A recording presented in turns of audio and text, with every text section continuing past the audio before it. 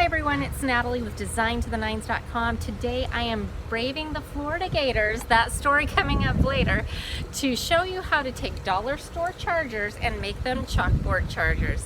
Stay tuned.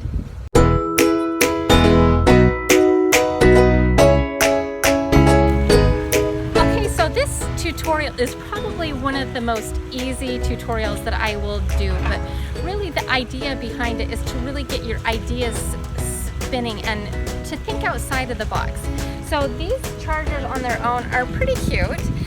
They're $1 a piece. They would look great with my Christmas dishes, but they're not really going to work for my Thanksgiving table. So I decided to just pick up some chalkboard spray paint, spray them, and then I can write some fun stuff on it for my table, and it's just going to be an easy tutorial. So let's get them sprayed and then I'll show you what I do with them.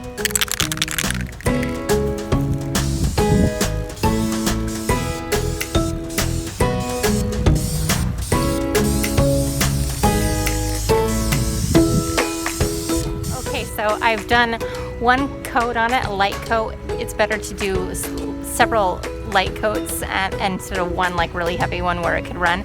But I was kind of digging the look of this. This could be like a burnished gold look if I was being a little bit more consistent, if you were looking for like more of an antique gold. So another thing, just get the wheels spinning, get ideas, and you can be creative.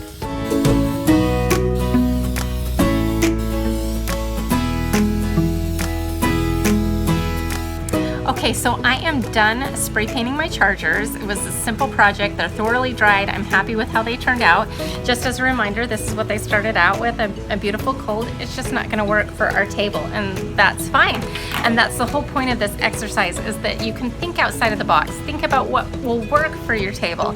If you want something more glittery and sparkly, then do that. If you need a different color, just go get the inexpensive ones from the dollar store and alter them to meet your needs. Now, this is my chalkboard charger. Now, I've seen these upwards of $15 a charger online, and ours are just a little bit over $1. They're gonna work great. Now, I originally thought I might write some scripting on the bottom, but there's not a lot of room there. I mean, I could make it work, but it would really be cramped. So I don't think I'm gonna do it this time around, but that's okay. It's still gonna work out great with my tablescape, which is coming up soon. So you guys wanna make sure you subscribe to this channel, make sure you follow all of my social media websites, and make sure you check out my website, DesignToTheNines.com, because you're gonna wanna stay tuned for my Thanksgiving tablescape that's going to be poolside, which is going to be fun. But I also have some free Thanksgiving printables, which you can't ever go wrong with. So you got to stay tuned and subscribe so that you can get those. And so thank you so much for watching, and stay tuned. We'll see you soon. Okay, so one of the biggest fears I had moving to Florida was that an alligator would gobble up one of my little ones. Everyone told me not to worry, that I probably wouldn't even see one.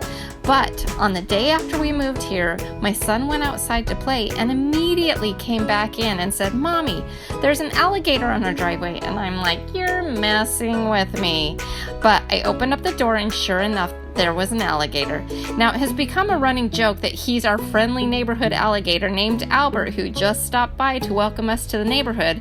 We haven't seen another one around our neighborhood since.